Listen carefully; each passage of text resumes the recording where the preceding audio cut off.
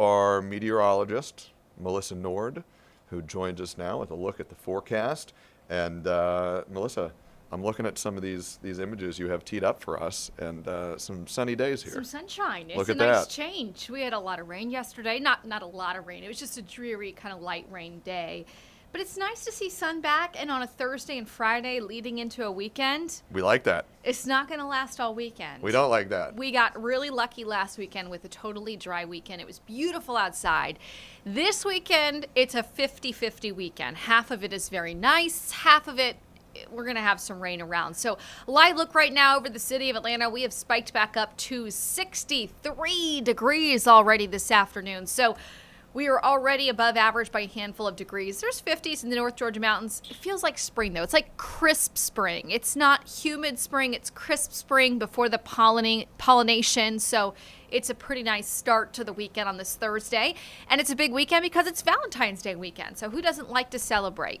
Some people don't. Some people do. Some people like their Galentine's Day weekend. If you're going to be out celebrating, it's good for Friday and Saturday. If you're celebrating post-holiday because you don't want to be next to a bunch of couples that are trying to act all mushy. I used to be like that.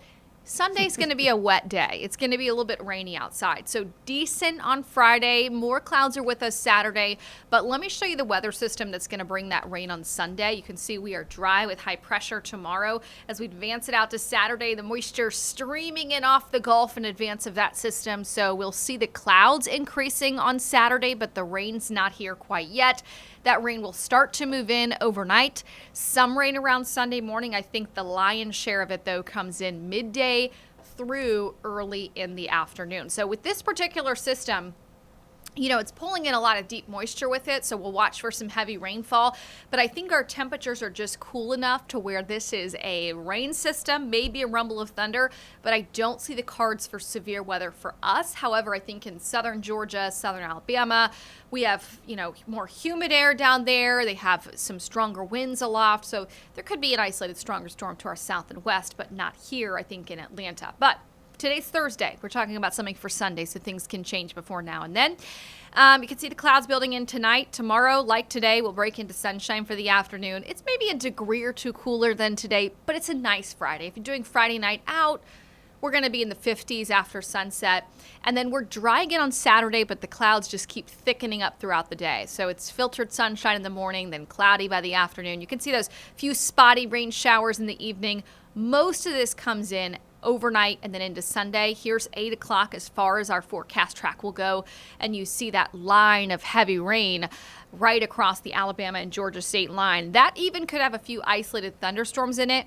They will weaken the further east that they get because we have a nice little wedge set up in advance of that coming in, which means it keeps us a little cooler and protected from the storm risk. Nice, you know, 3/4 of an inch to an inch on average, and we need that. Drought monitor came out today, Zach. You can see in the red color over Athens, that is a level D3 extreme drought, and we now have that D2 in orange severe drought back in Atlanta as well. So although we've had these weekend systems recently, they haven't brought a lot of rain or rain amounts or equivalency of rain, so we do need some rain. We'll take the rain that we can get. It's not going to wipe the drought out, but it hopefully puts us in a better position for the drought monitor next week. We are due. Yeah, you look at that image, a lot of orange and a lot of red, which is not the kind of color you want to see on the drought monitor. No. Melissa, one question for you before Sure. you go. I know that you've got a little bit of beef with the groundhogs, and you're not the only meteorologist who's brought that up, just this week, in fact. And our friends, the groundhogs, they predicted 6 more weeks of winter. Yes. I know that the forecast only goes out so far. Mm-hmm. We're pushing on the middle of February. Mm-hmm. Are we at a point now where we can say, you know, the bulk of the winter maybe is behind us at this point and the groundhogs were wrong, or is it still kind of TBD? Here's the thing, Zach. Our sun angle gets higher in the sky when we get past mid-February. I'm talking nerd science here, but this is the place to do it. We love it when you guys do this. It makes it harder for us to see winter weather the later into February we get. If we're going to see winter weather, it's often in January.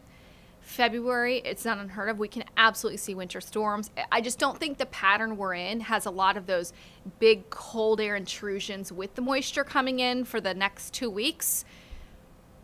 So You know, if I had to place my bets on having more winter weather or not, I would say probably not. I think with more 60s ahead this next week, we're more likely to see pollen numbers creeping up. That's the price we pay Yeah. for a little sunshine, and it feels good when you walk outside now at 6 o'clock and there is the sun that's still out and it's warm Yes. and it's nice. And we're less than a month away from springing forward as well. We have that to look forward to as well. Melissa, I could talk to you about this all day because who doesn't like sunny weather?